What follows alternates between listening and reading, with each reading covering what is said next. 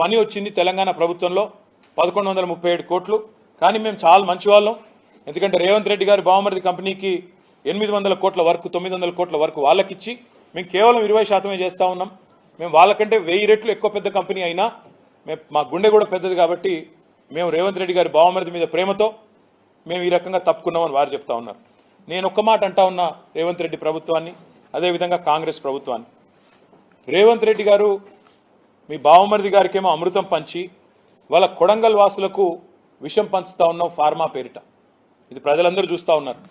నిన్న జరిగిన సంఘటన ప్రజల తిరుగుబాటు ఏదైతే కొడంగల్లో ప్రారంభమైందో, మీ బావమరిదికేమో ఇక్కడ అమృతు, మీ అల్లుడు గారి ఫార్మా కంపెనీకేమో కొడంగల్లో భూములు గుంజుకోవాలా, దానికి మీ తిరుపతి రెడ్డి గారి దాదాగిరి, అల్లుడు కోసం ఈరోజు కొడంగల్ని బలిపెట్టే పరిస్థితి ఈరోజు కనబడతా ఉంది. అందుకే ప్రజల తిరుగుబాటు కూడా అక్కడ మొదలైంది.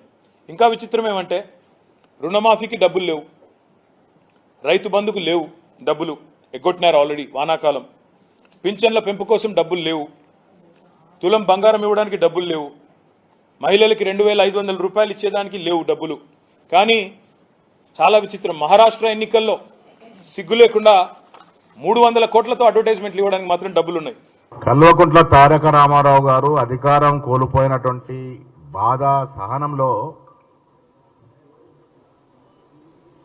ఎక్కడికక్కడ వారి కార్యకర్తలను రెచ్చగొడుతూ ప్రభుత్వం చేపడుతున్నటువంటి అభివృద్ధి కార్యక్రమాల్ని అడ్డుకోవడమే లక్ష్యంగా ముందుకు పోతా ఉన్నారు. మన హైదరాబాద్ విషయంలో చూసాం, మూసీ విషయంలో చూసాం. లేని కాని పోని చెప్పి అవాస్తవాలు ప్రచారంలోకి తీసుకొచ్చి ప్రజల్ని భయభ్రాంతులు గురి చేసే కార్యక్రమం నిమగ్నమై ఉన్నారు. నిన్న కొడంగల్ విషయంలో జరిగినటువంటి కలెక్టర్ దాడిలో ఈ దాడిని మేము తీవ్రంగా ఖండిస్తా ఉన్నాం, గర్హిస్తా ఉన్నాం. ఏ అధికారైనా ప్రభుత్వ కార్యక్రమాల్లో నిమగ్నమై ఉంటారు. అధికారులను అడ్డుకోవడం, అధికారుల మీద దాడి చేయడం అనేది చాలా హేయమైన చర్య. దీనికి శిక్ష తప్పదు. కేటీఆర్ నువ్వు శిక్ష ఫేస్ చేయాల్సిందే. ఇప్పుడు అక్కడ కొడంగల్లో గ్రీన్ ఫార్మా క్లస్టర్, అసలు ఏమాత్రం పొల్యూషన్ లేని గ్రీన్ ఫార్మా క్లస్టర్ పెడతా ఉంటే 90% పైగా రైతులు ఒప్పుకొని సమ్మతించి భూములు ఇచ్చిన సందర్భంలో ఒక్క గ్రామంలో జరిగినటువంటి ఎపిసోడ్లో అక్కడ అసలు భూమి లేని వారు వచ్చి దాడి చేశారు.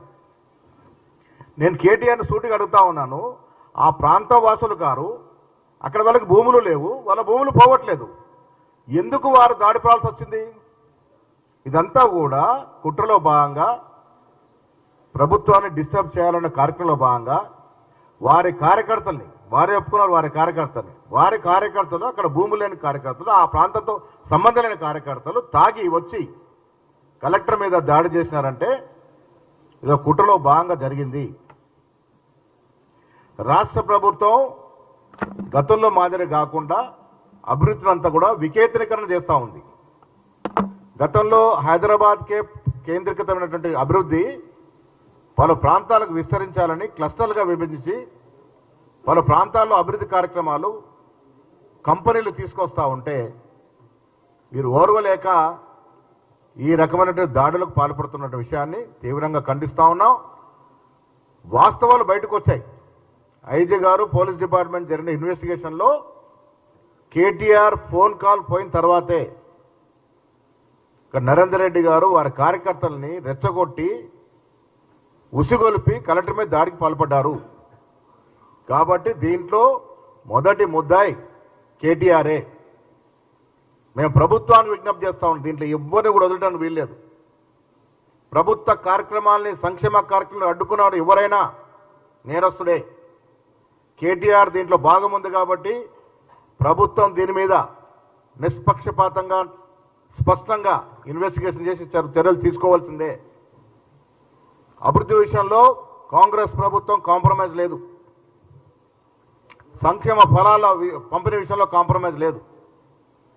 ఇలాంటి శక్తులు, నాయకులు ఎవరొడ్డొచ్చినా ఈ రాష్ట్రంలో జరుగుతున్న అభివృద్ధి ఆగదు, సంక్షేమం ఆగదు. ఒడ్డు వస్తే చర్యలు కూడా తప్పవు. ప్రజలు కూడా అర్థం చేసుకోవాలి.